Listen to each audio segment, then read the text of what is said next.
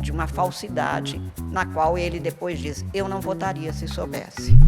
Tenho o enorme gosto de dar as boas-vindas a todas as pessoas que aqui estão para este seminário sobre segurança, comunicação e desinformação, quando se iniciam os trabalhos mais agora objetivos, diretos, e já numa perspectiva das eleições do próximo mês de outubro. Nós, em geral, trabalhamos durante todo o período no qual não se tem eleições, para que a gente chegue ao dia 4 de outubro, neste ano, com absoluta tranquilidade, segurança,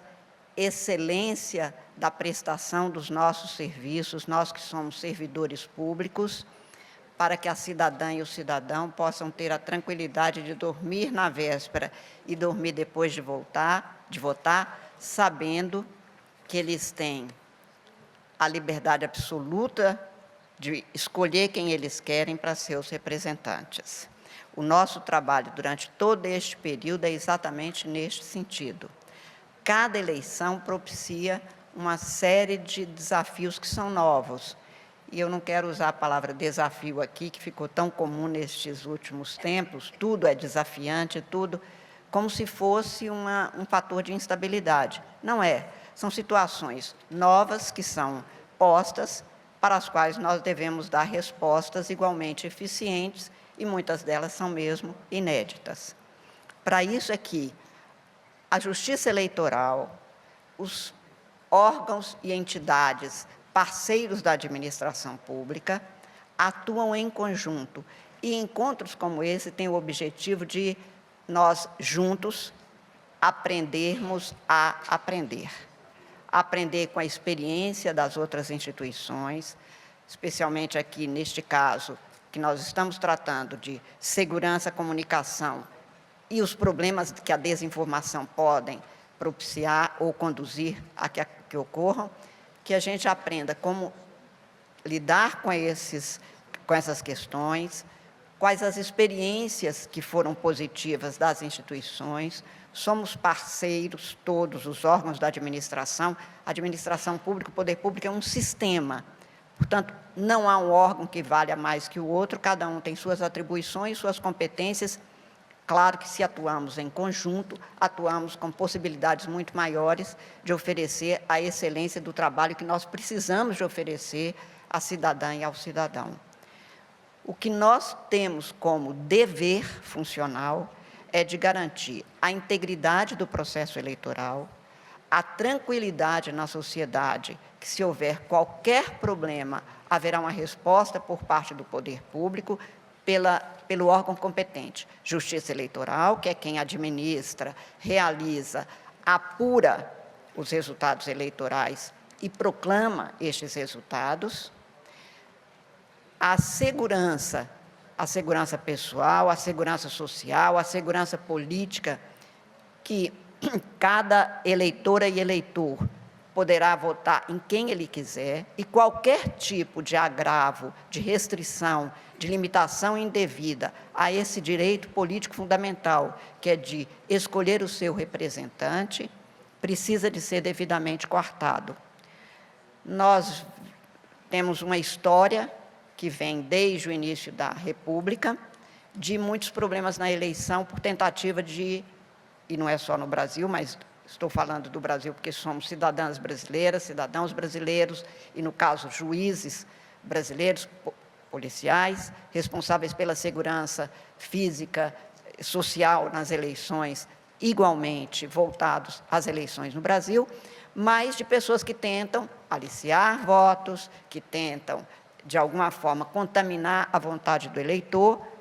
para conduzir a um resultado. E o que nós temos é que assegurar que a eleição é um processo pelo qual cada eleitora e cada eleitor livremente escolhe o seu representante, sem que ele se submeta nem a pressões internas, nem a captura da sua liberdade de escolha, que é o que nós temos com as novas tecnologias, nem a possibilidade de haver abusos ou excessos de quem quer que seja, de candidatos, de grupos, do que for. Para isso é que nós precisamos de um processo muito bem elaborado, de planejamento, de cuidados, e a razão é simples. Nós da Justiça, especialmente, da Justiça Eleitoral especificamente, que é o que nos concerne aqui,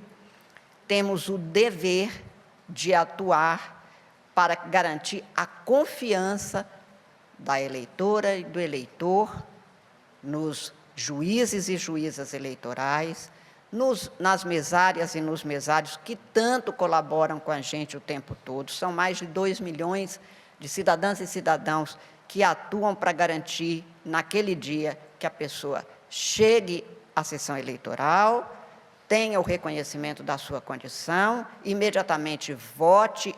individualmente, livremente, que o seu acesso à cabine e depois a sua opção na urna seja registrada com toda a segurança. Nós temos como dever, portanto, de dar à sociedade o que estamos fazendo de forma transparente, de forma segura e, principalmente, formalizando cada decisão, cada passo que a gente vai adotar. Para isso é que a gente precisa de aprender com as outras instituições e, para isso, nós somos um conjunto, somos parceiros. Cada um tem uma atribuição, a Polícia Federal, que tanto nos ajuda nas eleições, cumprindo o seu papel de fazer com que candidatas e candidatos, eleitoras e eleitores se tranquilizem para este processo. E este encontro, especificamente, é para que nós dialoguemos e aprendamos uns com os outros e pensemos novas fórmulas para que a gente dê resposta às questões que se põem, muitas delas inéditas. No que se refere à segurança pessoal, à segurança social, à segurança política, acho que o que nós precisamos de fazer, e precisamos muito, e o doutor Andrei, como diretor-geral da Polícia Federal, que sempre está presente, que sempre faz dos nossos encontros um ensinamento do que é preciso que a gente cada vez mais ande juntos, e por isso os meus agradecimentos à instituição Polícia Federal, como outras instituições que nos ajudam e que caminham junto conosco o tempo todo, que nós possamos garantir isto à eleitora e ao eleitor. Ele irá no dia da eleição para a sessão eleitoral, na sua zona eleitoral, para votar com muita tranquilidade, evitando qualquer tipo de conflito, de situação de nem penso em violência, não quero imaginar que nós vamos ter isso. O ex-ministro dessa casa, sempre ministro do Supremo, ministro Carlos Brito, dizia que o dia da eleição é um dia de festa democrática, não é um dia de conflitos pessoais, até porque cada pessoa tem o direito de escolher quem ele quer para ser o representante, de acordo com o que ele acha que com aquela pessoa se eleita, ele se apresenta e exerce o poder. E é preciso que a gente torne verdade o que está na Constituição. Todo poder emana do povo. E este poder que está no povo, que a gente garanta que ele possa ser formado por representantes, por pessoas que foram eleitas de acordo com a legislação, estamos num Estado democrático de direito, e que é preciso, portanto, que cada pessoa possa dormir tranquilo na véspera e depois de ter votado também. Este é o nosso papel, este é o nosso dever funcional, fazer com que, da nossa parte, da Justiça Eleitoral, mas eu tenho certeza de que todas as instituições, como as que aqui se apresentam, os tribunais regionais eleitorais, Polícia Federal, como nos ajudam Forças Armadas, a imprensa livre, independente, e nos ajudando a informar, a fazer com que tudo que venha para ajudar ao aperfeiçoamento das instituições possa ser devidamente adotado, providenciado a tempo e modo. A única coisa que garante uma democracia é a confiança da cidadania nas instituições que formam e conformam o poder público. A Justiça Eleitoral existe para isso. Claro, temos desafios novos, desafios que são de sempre, mas desafios, inclusive, inéditos, questões que nunca existiram. Uma delas é a questão da chamada, vou colocar entre aspas, desinformação. Nenhuma dúvida que as tecnologias, que não são boas ou ruins por si, mas pelo abuso e pelo mau uso que se faz dela, podem levar à contaminação de eleições. podem levar à contaminação do voto pela captura da vontade livre do eleitor, com as mentiras tecnologicamente divulgadas, com a chamada desinformação, que deforma, transtorna, ilude e, portanto, ao invés de garantir o direito constitucional à informação, passam a desinformar. Isto pode levar a que alguém vote achando que está votando numa pessoa que o representa e que, no final, se descobre que aquilo não passava de uma falsidade, na qual ele depois diz: eu não votaria se soubesse. O que nós temos que fazer é garantir que este tipo de situação não possa progredir, porque este é um dado que o mundo inteiro hoje olha com muito cuidado. Desinformação é um dado, a inteligência artificial é, sim, um dado novo que pode levar a uma transformação até de situações que o tempo todo fazem com que falsidades passem para todos nós como se fossem situações verídicas, sendo que não há correspondência entre o fato e o que você recebe em redes sociais, pelas vias tecnológicas. Portanto, nós temos que também garantir as liberdades no sentido de fazer com que essas tecnologias sejam utilizadas de maneira transparente para se saber o que foi manipulado, como foi manipulado, se houve essa manipulação, como será essa retirada, sem, de alguma forma, restringir, limitar ou até extinguir a liberdade de expressão, porque essa está garantida constitucionalmente e esta é base da democracia. E, portanto, neste quadro aqui é que nós temos que fazer com que haja planejamento das nossas ações, adoção de providências preventivas. Sempre me parece que a melhor alternativa para evitar uma desinformação que compromete, de alguma forma, a liberdade de cada um de nós, é prevenir que não se chegue a acreditar, porque levar a um descrédito depois é a chamada verdade criada depois. Ou seja, há um fato, este fato é desvirtuado, é passado para as pessoas que recebem nas suas telinhas. Depois que ele acredita, vem alguém e diz que é mentira, mas pode ser uma narrativa igualmente falsa, e ele começa a duvidar de tudo. A dúvida corrói as bases democráticas de um processo eleitoral que precisa de ser garantido, como eu disse, de maneira íntegra, de maneira tranquila, que isto não seja um momento de tumulto, de turbulência, menos ainda de violência, mas que seja um momento de novas escolhas feitas pelo eleitorado, de proposições apresentadas para o aperfeiçoamento das instituições, no mundo que nós precisamos de ter o direito ao sossego cívico, a não ter que desconfiar a cada minuto